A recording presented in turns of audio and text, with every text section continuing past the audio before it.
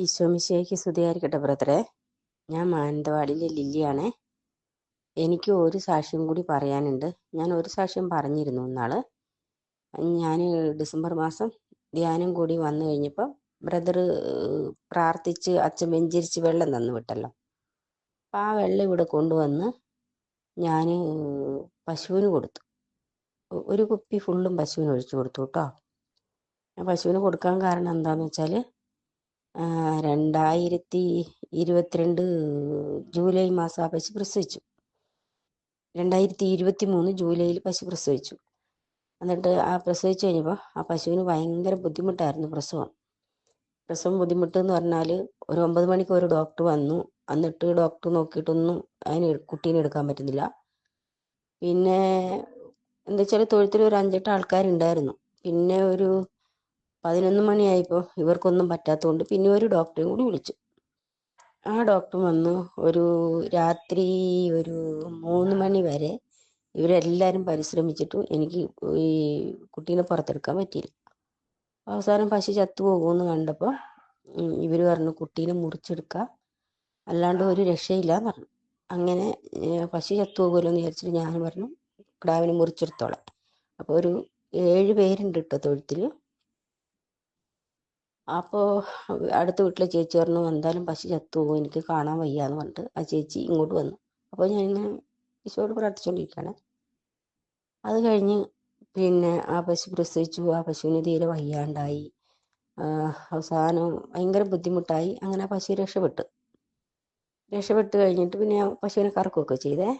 അത് കഴിഞ്ഞ് പിന്നെ ഇവിടെ അടുത്തുള്ള ചേച്ചി എന്നോട് പറഞ്ഞു, ആ ചേച്ചി നന്നായിട്ട് പ്രാർത്ഥിക്കുന്ന ചേച്ചി, നീ ആ പശുവിനെ വിൽക്കില്ലേ, അത് പ്രസവിക്കൂല, അതിന് പ്രസവം ഭയങ്കര ബുദ്ധിമുട്ടായിരിക്കും, നീ അതിനെന്തായാലും കൊടുക്കുമെന്ന് പറഞ്ഞു. ഇപ്പം എൻ്റെ ജീവിതമാർഗ്ഗമാണ് ആ പശു. അപ്പം ഞാനതിന് കൊടുത്തില്ല. ഇവരാരും പറഞ്ഞിട്ട് ഞാൻ അതിന് കൊടുക്കാൻ നിന്നില്ല. ഞാൻ അതിന് കുത്തിവെച്ചു. അപ്പം എൻ്റെ ഉള്ളിൽ എനിക്കൊരു പേടിയുണ്ട്, ദൈവമേ ഇത് പ്രസവിക്കുമോ, കഴിഞ്ഞ പ്രാവശ്യം പ്രസവിക്കാത്തത് കൊണ്ട് ഇപ്രാവശ്യം പ്രസവിക്കില്ല എന്ന് ഇവരെല്ലാം പറയുന്നേ. കിടാവിനെ മുറിച്ചെടുക്കുക ചെയ്ത്.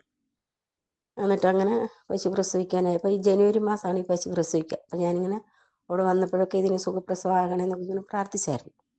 അത് ബ്രദർ കൊണ്ടുവന്നു ഒരു കുപ്പി വെള്ളം ഞാൻ ഇതിന് ഒഴിച്ചാൽ കൊടുത്തിട്ട് പിന്നെ ഒരു ഡിസംബർ 25-നാണ് ഇത് കൊടുക്കുന്നത്. അത് കൊടുക്കാൻ കാരണം എന്ന് വെച്ചാൽ ആ വെള്ളം വേറൊരു കുപ്പിയിലേക്ക് ഒഴിച്ചു വെച്ചു. ആ ഒഴിച്ചു വെച്ച കുപ്പി സോഡ കുപ്പിയായിപ്പോയി. അപ്പം ഞാൻ വിചാരിച്ചു എന്നാൽ ഇത് മൊത്തം ഈ പശുവിന് കൊടുത്തേക്കാന്ന് വിചാരിച്ചിട്ടാണ് ഈ പശുവിനെ ഞാൻ ഒഴിച്ചു കൊടുക്കുന്നത്. അങ്ങനെ അത് കഴിഞ്ഞ് പിന്നെ ഡിസംബർ 25 കഴിഞ്ഞ് 26-ാം തീയതി ഞാൻ പള്ളിയിൽ പോയിട്ട് വരുമ്പോൾ അപ്പോൾ ജനുവരിയിൽ ഈ പശു പ്രസവിക്കുള്ളൂ എൻ്റെ ഡേറ്റിന് അനുസരിച്ചിട്ട്. അപ്പോൾ പള്ളിയിൽ പോയിട്ട് വരുമ്പോൾ പിന്നെ പള്ളി കഴിഞ്ഞ് വരുമ്പോണ്ട് എന്നോട് ചേച്ചി പറയുന്നു, എൻ്റെ അനിയത്തി പറയുന്നു പശു പ്രസവിച്ചു. അപ്പം ഞാൻ ചെയ്യുന്നു. അപ്പോൾ ഈ പശു പ്രസവിച്ചിട്ട് ആരും അറിഞ്ഞിട്ടില്ല. പിന്നെ അടുത്ത വീട്ടിലെ ചേച്ചി പശുവിൻ്റെ കരച്ചിൽ കേട്ടിട്ട് അടുത്ത വീട്ടിലെ ചേച്ചി പിന്നെ ഓടി വന്നപ്പോൾ പശു പ്രസവിച്ച് കിടക്കുന്നത്. അപ്പോൾ ആ ചേച്ചി വന്നിട്ടാണ് ഇവിടെയുള്ള ചേട്ടനെ വിളിച്ചെണീപ്പിച്ച് ചേട്ടനും മോനും കൂടി തൊഴുത്തിച്ചെന്നു. അപ്പോൾ ഒരു കുഴപ്പമില്ലാണ്ട് സുഖപ്രസവമായിട്ട് പശു പ്രസവിച്ചു. ഞാൻ വെള്ളം കൊടുത്തായിരുന്നു. അപ്പോൾ ദൈവത്തിന് 1000 നന്ദി. എനിക്ക് ഒരു ബുദ്ധിമുട്ടും ഉണ്ടായില്ല. പിന്നെ ആ പശുവിനെ കൊണ്ട് പിന്നെ സുഖപ്രസവമായിരുന്നു, പാലും ഉണ്ട്. അങ്ങനെ ഈശോ എന്നെ അനുഗ്രഹിച്ചു. ഈശോയ്ക്ക് 1000 നന്ദി.